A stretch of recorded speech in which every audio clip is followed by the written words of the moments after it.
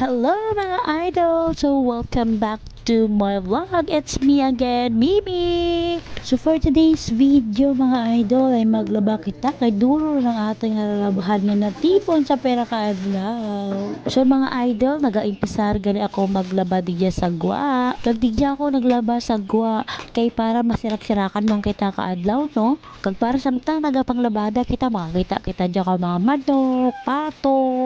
amon day kay damo kita dyan pato kag manok kisa may ayam pa.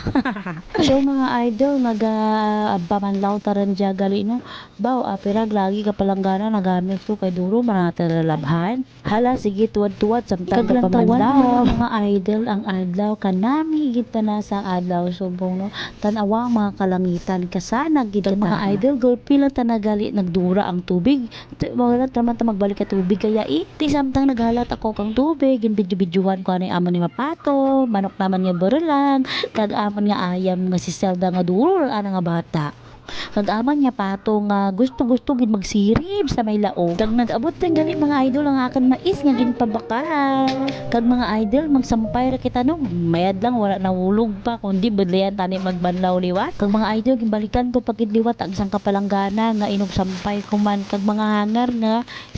gamitin ko pag sampay kag mga idol digya gali ako nagsampay sa piyak nga balay sa balay kang akin nga magura nga bayi kay dito sa piyak puno man ang amon nga halwayan kay digya wala mananda nagamit ang halwayan kag wala matanda nakapanglaba so digya ako mga halway mga idol no ginpanglabahan ko galing nga mga idol no mga 5 man dya guro kadlaw nga wat laban mo ti amora nga do nasuptan takan karalabhan ko kay kung ako ta na maglaba mga idol mga 2-3 kadlaw dapat kapanglabada no ko para gamay lang ang ralabhan ko kagabudlay ta na masuptan idol ta mga